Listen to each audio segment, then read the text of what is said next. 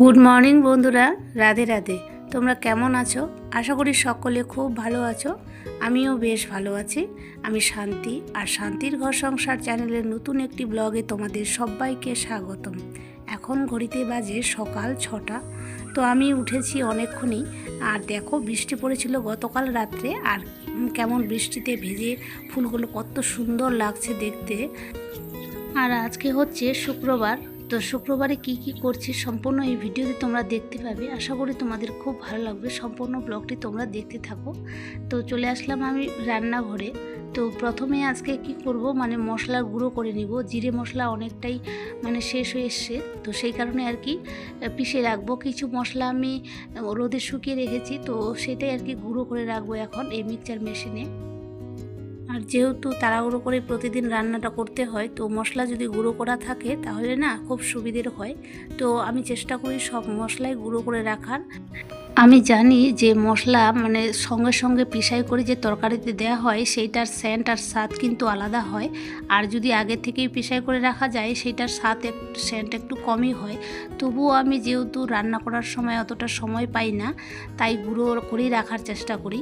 আর মশলা গুঁড়ো বলো, লঙ্কা গুঁড়ো বলো, জিরে গুঁড়ো বলো, ধনে গুঁড়ো সব কিছুই আর কি গুঁড়ো করে রাখি, তারপরেই আমি তরকারিতে ব্যবহার করি।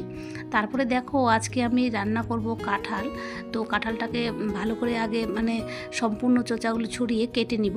আর আজকে আমি রান্না করব মাটির উনুনেই রান্না করব, কেননা আজকে যেহেতু একটু সময় পেয়েছি, তো গ্যাসে না বসিয়ে এই যে রান্না করে আমি রান্না করতে চলে এসেছি। তো উপরের সব কাজ বাজ সেরে তারপরে এই যে নিচে চলে আসলাম। এখন এখানে রান্না করব বসে বসে। তো তারপরে দেখো, প্রথমে উনানটা ধরিয়ে নিচ্ছি। আর কিছু খড়ি আছে বাইরে, তো অনেকটাই না বৃষ্টি পড়ে পড়ে ভিজে গেছে। তো দেখো, আমার ভাতও কিন্তু হয়ে গেছে, আমি নামিয়ে নিয়েছি ভাত, তোমাদের সাথে সেটা শেয়ার করিনি।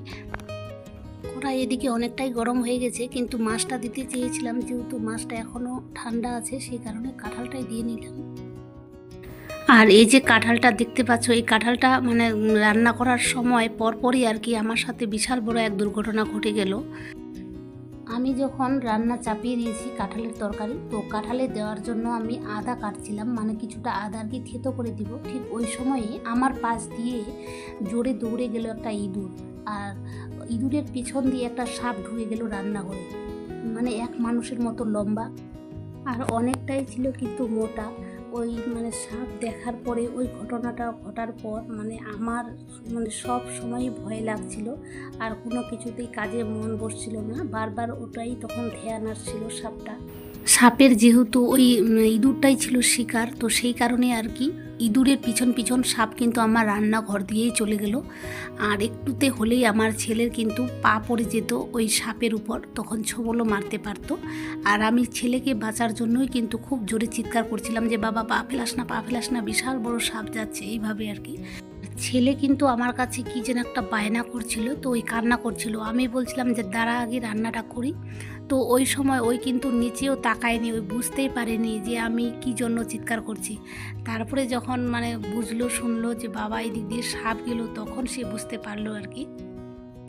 আর আমার চিৎকার শুনে সবাই জড়ো হয়ে গেছিলো, যে যে যেরকম অবস্থায় ছিল আর কি। অনেকেই ভাবছে যে আমি হয়তো কারেন্ট শর্ট খেয়েছি, সেই কারণে চিৎকার করছি। তারপরে এসে দেখছে যে সাপ। আর আমি কিন্তু ওই মুহূর্তে কিছুক্ষণ আগে আর কি ক্যামেরা অফ করেছিলাম, আমি ক্যামেরা করেই রান্নাবান্না দেখাচ্ছিলাম, যেটা তোমরা দেখতে পেলে কিছুক্ষণ আগে। তো ওই সময় আবার ক্যামেরা অফ ছিল। ক্যামেরা যদি চালু থাকতো তাহলে তোমাদের আমি ভিডিও সহকারে আর কি দেখাতে পারতাম। তোমরা হয়তো ভাববে যে বিশ্বাস হচ্ছে না, বানিয়ে বলছে, কিন্তু না বন্ধুরা, সত্যি বলছি। এইভাবেই আজকে আমার ঘটনা হয়ে গেছে। তো ওটা যে কী সাপ আমি ঠিক বলতে পারছি না। তো যাই হোক বন্ধুরা, ঈশ্বরের কৃপা ছিল বলেই আজকে বেঁচে গেছি, না হলে কিছু একটা ঘটনা ঘটতো। তারপরে খাওয়া দাওয়া করে কিছুক্ষণ রেস্ট নিয়েছিলাম। তারপরে দেখলেই তো কাপড়গুলো গুছিয়ে নিয়েছি, অনেক কাপড় জমা হয়েছিল, তো ওইগুলোকে আজকে গোছগাছ করে নিয়েছি। তারপরে রান্নাঘরের অবস্থা অনেকটাই বিশ্রী ছিল, তোমরা তো দেখতে পেলে, চারিদিকে ছড়িয়ে ছিটিয়ে জিনিস ছিল। তো সেগুলো গোছগাছ করে সুন্দর করে গুছিয়ে রেখেছি, মুছে রেখেছি। আর তারপরে যে যে জিনিসগুলো আর কি জারে ভরার, তো সেই জিনিসগুলোই ভরে নিচ্ছি। এই যে জিরের গুঁড়োটাও ভরে নিলাম, আর সকালবেলা যেটা আর কি পিষাই করে রেখেছিলাম তারপরে দেখো মেয়ের হরলিক্সটাও ঢেলে রাখলাম, আর কিছু এখন ওদেরকে দুজনকে আর কি হরলিক্স দিব। ছেলে তো জুনিয়র হরলিক্স খায়, আর মেয়ে যেটা নর্মাল যে 5 বছরের উপর হলে যেটা হরলিক্স খায় আর কি ওইটাই খায়। তো এই হরলিক্সগুলো আমাদের দোকানেই থাকে, তো নিয়ে আসলাম, দুজনকে এখন খুলে দিব। মেয়ে তো নিচেই আছে, ও খেলাধুলা করছে, আর এখনও ছেলে উঠেনি ঘুম থেকে। বিকেলবেলা আবার ছেলেকে একটু ঘুমিয়ে দিয়েছিলাম 2টোর দিকে, তো এখনও ওঠেনি। ঘুম থেকে তুলে তারপর হরলিক্সটা দিয়ে দিব, দিয়ে তারপরে ওরা খেলতে যাবে দুজনেই নিচে, কারণ বিকেলবেলা তো বাচ্চারা খেলাধুলা করবেই। আর এদিকে দেখো আমার রান্নাঘরটা যতটা পেরেছি গুছিয়ে রেখেছি, আর মুছিয়েও নিয়েছি। তারপরে আমার রান্নাঘরের ঠিক দরজার উপরে এই ছবিটা লাগানো আছে। আমি শুনেছি এই ছবিটা নাকি রান্নাঘরের দরজার উপরে এভাবে আর কি টাঙিয়ে রাখতে হয়, তো আমিও রেখেছি। আর তারপরে দেখো ছেলে মেয়ে দুজনেই খেয়ে নিয়েছে, এখন এগুলো পরিষ্কার করে নিব।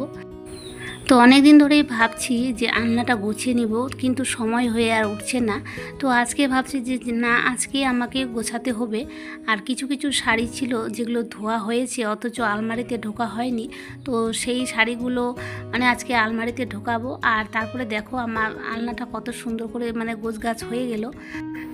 শরীরে যদি ফুর্তি আর এনার্জি ভাবটা থাকে তাহলে না অনেক কিছুই কাজ করা যায়, বা আমার করতেও ভালো লাগে। কিন্তু যখন এই শরীরে কিছু অসুবিধা হয়, আর আমার এখন প্রায়ই মানে পা ব্যথা হচ্ছে, কেন জানি না, এই পা ব্যথাটা হলে আমি আর কিছু কাজই করতে পারছি না, চুপচাপ বসে থাকতে ইচ্ছা করে। তারপরে দেখো আমার আলমারিটাও গোছগাছ করা হয়ে গেছে। আর বিকেলবেলা চলে আসলাম এই যে ফুল গাছগুলোর এইদিকে, মানে অ্যাডিনিয়াম গাছগুলোতে হালকা করে ঘাস গজিয়ে গেছে, তো সেই ঘাসগুলোই আর কি উঠিয়ে দিব। তারপরে জল দিব হালকা করে। এই গাছগুলো তো বেশি মানে জল লাগে না, তবুও জল দিয়ে নিচ্ছি, যেগুলো একটু শুকিয়ে গেছে। আর এখন যেহেতু মাঝের মধ্যে বৃষ্টি হচ্ছে, তো জলের সেরকম প্রয়োজন নেই, তবুও জল দিয়ে নিচ্ছি। আর দেখো কি সুন্দর মানে ভর্তি হয়ে গেছে গাছটা ফুলে। অ্যাডিনিয়াম গাছগুলো কিন্তু প্রত্যেকটাতে এখন ফুল হচ্ছে, খুব ভালো লাগছে আমার। আজকে কিন্তু তোমাদের আমার দেওরের দোকান করে দেখাচ্ছি কি কি জিনিস রাখে আর কি কি জিনিস বিক্রি করে। তো এই যে দেখতে পাচ্ছ এখানে এইদিকে সব গিফটের জিনিস রাখা আছে, আর কিছু মানে সিলভারের জিনিস আছে, স্টিল জিনিস আছে, মানে যত কিছু বাড়ির ব্যবহারের প্রয়োজন পড়ে সব কিছুই কিন্তু এই দোকানে পাওয়া যায়। আর তার সাথে কিন্তু জুয়েলারি জিনিসপত্রও বানায়। তো সম্পূর্ণ দোকানটা ঘুরে দেখালাম, তোমাদের কেমন লাগলো অবশ্যই কমেন্টে বলবে বন্ধুরা। তোমরা যারা আমার এই ভিডিওটি সম্পূর্ণ ওয়াচ করেছো তাদেরকে অসংখ্য অসংখ্য ধন্যবাদ। ভিডিওটি যদি তোমাদের ভালো লেগে থাকে তো প্লিজ একটি লাইক করে দিয়ে চ্যানেলটাকে সাবস্ক্রাইব করে অল নোটিফিকেশন অন করে বন্ধু হয়ে পাশে থেকো। তো আজকের মতো এখান থেকেই বিদায় নিচ্ছি, দেখা হচ্ছে নেক্সট ব্লগে। ততক্ষণে তোমরা সবাই ভালো থেকো, সুস্থ থেকো, আর অল টাইম হ্যাপি থেকো। টাটা।